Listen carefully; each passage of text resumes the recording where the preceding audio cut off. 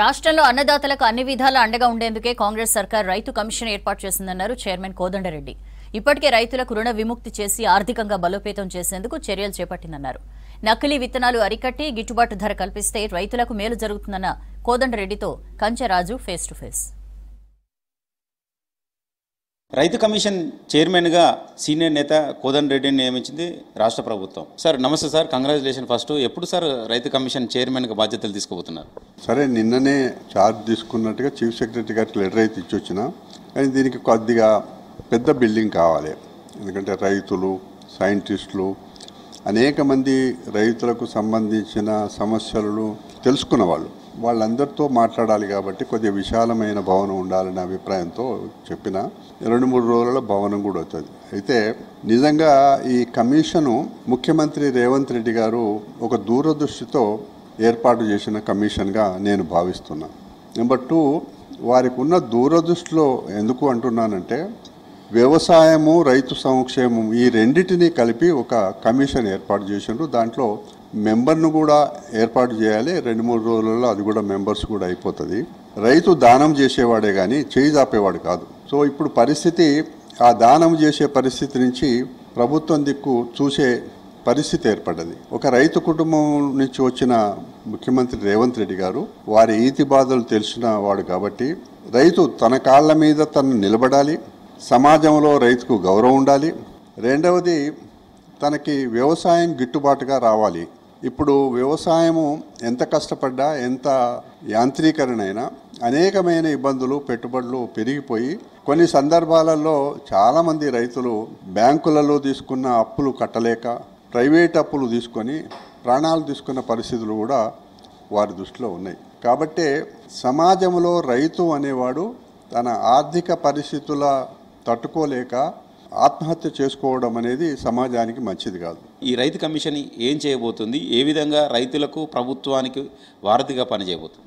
ఈ వ్యవసాయ రైతు సంక్షేమ కమిషన్లో రేపు రబీ నాటికి ఒక నిర్ణయం తీసుకోవాల్సిన అవసరం ఉంది. ధాన్య సేకరణ విధానంలో కొత్త పద్ధతులు తీసుకురావాలి. అదేవిధంగా మినిమం సపోర్ట్ ప్రైస్ కూడా కేంద్ర ప్రభుత్వం మీద ఆధారపడుతున్నాం. మినిమం సపోర్ట్ ప్రైస్ కానీ, కొనుగోలు విధానం కానీ రైతుకి గిట్టుబాటుగా ఉండే రకంగా చేయాలనేది ఒకటి. భూముల విషయానికి వస్తే ధరణి కూడా చాలా ఇబ్బంది పెట్టింది.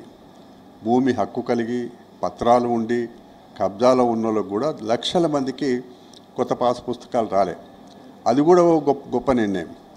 భూమి, వ్యవసాయము, గిట్టుబాటు ధర, సమాజంలో రైతుకి గౌరవం, ఇవన్నీ కూడా కలిపినప్పుడు ఈ కమిషన్లో అనేకమైన విషయాలు ఉన్నాయి రాజుగారు. ఇవి అంచెలంచెలుగా ఈ 2 సంవత్సరాలు మాకు ఇచ్చిన కాలంలో రాబోయే రోజులలో వ్యవసాయం గిట్టుబాటుగా ఉంది అని చదువుకున్న యువకులు ఈ వ్యవసాయ రంగంలో ఉండడానికి, రావడానికి ఉండే పద్ధతిలో ఇప్పుడున్న ప్రభుత్వం, కేంద్రంలో ఉన్న ప్రభుత్వం డ్రిప్ పైన, ఎరువు పైన, అన్నిటిపైన GST వేసింది. ఇవన్నీ అనేకమైన రైతు వ్యతిరేక నిర్ణయాలు కేంద్ర ప్రభుత్వం తీసుకుంది. అందులో 3 నల్ల చట్టాలు కూడా తీసుకొచ్చింది.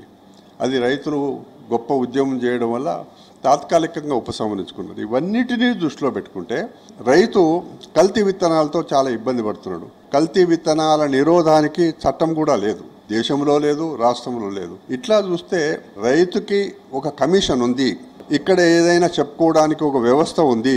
వ్యవసాయంలో ఉన్న ఈతి బాధలు కానీ తెలిసిన వాళ్ళందరూ కూడా సలహా సూచనలు తీసుకొని ఈ 2 సంవత్సరాలలో అంచెలంచెలుగా మేము ఒక ప్రభుత్వానికి ఒక మంచి సూచనలు తీసుకొని ముందుకు పోతాము. సమయానికి పెట్టుబడి లేక, సాయం లేక చాలామంది రైతులు ఆత్మహత్యలు చేసుకున్నారు, ప్రైవేట్ రుణాలు తీసుకున్నారు. మీ ప్రభుత్వం వచ్చి 2 లక్షల రుణమాఫీ చేసింది. కానీ అంటే మిగతా అంశాల మీద రైతులకు ఎలాంటి భరోసా ఇవ్వబోతుంది? దానిపైన కమిషన్ చైర్మన్గా మీరు ఏమన్నా రైతులకు భరోసా ఇవ్వగలరు? నేను అనేక ప్రభుత్వాలు, కాంగ్రెస్ ప్రభుత్వాలను చూసిన, ప్రతిపక్ష నాయకుడిగా ఎన్టీ రామారావు, చంద్రబాబు నాయుడు గారు ఉన్నప్పుడు కేసీఆర్ను కూడా చూసిన. కానీ ఇది వ్యవసాయ రంగంలో రైతు సంక్షేమానికి ప్రతిసారి ఎక్కడ అన్యాయం జరిగితే, ఎప్పుడు అన్యాయం జరిగితే ఈ ప్రభుత్వం, ఈ కాంగ్రెస్ పార్టీ నిలబడింది అని చెప్పడానికి రాహుల్ గాంధీ గారు కూడా తన కాలినడకన ఈ ధరణి విషయంలో ప్రస్తావన తీసుకొచ్చిండు. కాబట్టి ఇది గొప్ప నిర్ణయం. ఈ విధంగా ప్రభుత్వం బాసడగా నిలబడితే ముఖ్యమంత్రి గారు స్వయంగా ఈ నిర్ణయం తీసుకున్నారు. కాబట్టి నాకు విశ్వాసం ఉంది నేను నా కమిటీ మెంబర్లు ఇంకా ఇతర అందరితో కలిసి మాట్లాడి రైతులతో చర్చించుకొని ఇప్పుడు ఒక ఎమ్మెల్యే గారు వచ్చిపోయారు. అన్న నేను నా నియోజకవర్గంలో ఒక సమావేశం పెడతా రైతులతో, వాళ్ళ ఆలోచనలు కూడా ఒక సైంటిఫిక్ పద్ధతిలో వ్యవసాయం చేసుకోవడానికి వాళ్ళు కూడా మీతో ఇంటరాక్ట్ అవుతారని అందరూ ముందుకు వస్తున్నారు. ఆ విధంగా మేము నిర్విరామంగా జిల్లాలు కానీ ప్రాంతాలు కానీ తిరిగి అవసరమైతే ఇంకా ఇతర రాష్ట్రాల్లో ఎక్కడైనా ఆధునికమైన వ్యవసాయం జరుగుతుంటే కానీ సహకార పద్ధతిలో మహారాష్ట్రలో ఉంది. చక్కెర పండించే రైతులంతా కూడా కోఆపరేషన్ వ్యవసాయం చేస్తున్నారు. కోఆపరేటివ్ వ్యవసాయంలో కూడా నిజంగానే ఏమైనా మంచి జరుగుతుంది అని అనుకుంటే అది కూడా మా సూచనలో పెడతాం. ఇది మొత్తానికైతే రైతు కమిషన్ చైర్మన్గా నియమితులైన కోదండరెడ్డి చెప్తున్నారు. రైతులకు భరోసాగా ఉంటారు, రైతులకు కావాల్సిన గిట్టుబాటు ధర కల్పించేలాగా ప్రభుత్వానికి సూచన చేస్తే, అదేవిధంగా నకిలీ విత్తనాల విషయంలో కూడా ప్రభుత్వాన్ని అప్రమత్తం చేస్తాం. రైతులకు ఒక వెన్నుదన్నుగా ఉండడానికి రైతు కమిషన్ రాష్ట్ర ప్రభుత్వం ఏర్పాటు చేసిందని కోదండరెడ్డి చెప్పారు.